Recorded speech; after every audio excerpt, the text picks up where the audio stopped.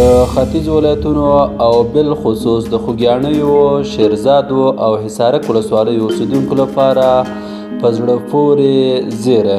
انشاءالله دا امید لرو چې موږ به د دغې دوهمې لارې دپاره د منظورۍ دپاره خپل هڅې وکړو او دا به تاسې د دغه لارې څخه انشاءالله برخمن. کابل او جلال آباد سړک د نړۍ له خطرناکو لارو څخه شمیرل کیږي.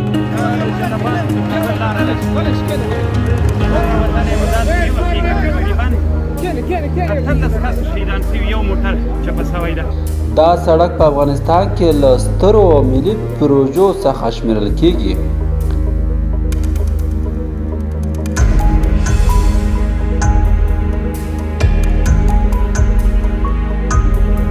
دا سړک نه یوازې د افغانستان او پاکستان هیوادونو ترمنځ ترانزیټي لاره ده، بلکې د منځنۍ اسیا هیوادونو سره وصلوي.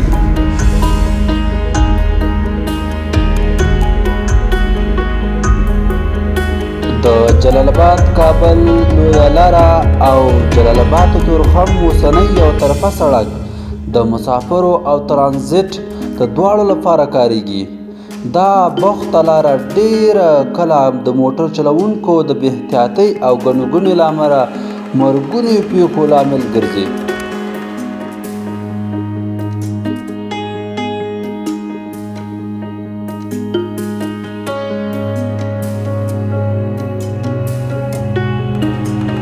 بلخوا د افغانستان اسلامي امارت د اقتصادي کمیسیون مرستیال الحاج ملا برادر له لوري د ختیځو ولایتونو اوسېدونکو سره ژمنه وشوه چې د کابل جلال آباد دویم سړک فاتح کارونه به ډیر ژر پیل شي.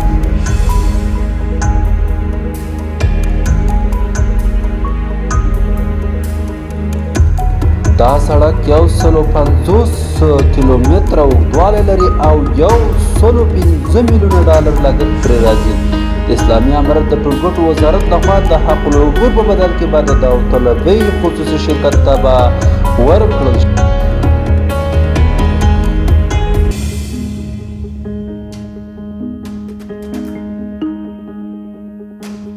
د اقتصادي کمیسیون د رئیس الوزرا اقتصادي مرستیال ملا عبدالغني برادر په مشرۍ په غونډه کې د ټولګټو وزارت ته لارښوونه وکړه چې د کابل جلال آباد دویم سړک پروژه د داوطلبۍ ته وړاندې کړي.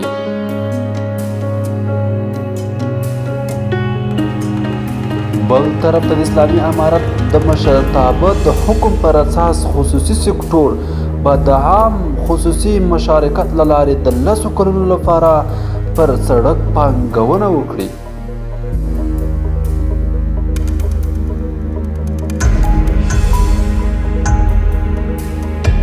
د دې طرحې پر اساس به په لومړیو 2 کلونو کې به 50 سلنه عاید د دولت خزانې ته ورکول کیږي او له دریم کال څخه تر 10 کاله پورې به 90 سلنه عاید د دولت په خزانه کې ټولیږي.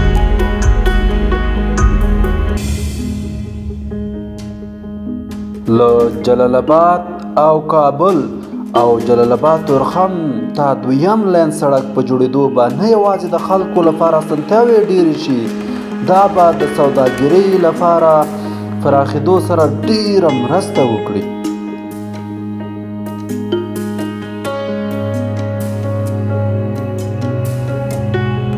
انشاءالله چې دا سړک به د وطن په آبادۍ، اقتصادي پرمختګ او بالخصوص د ترافیکي پیښو په مخنیوي کې مهم رول ولري.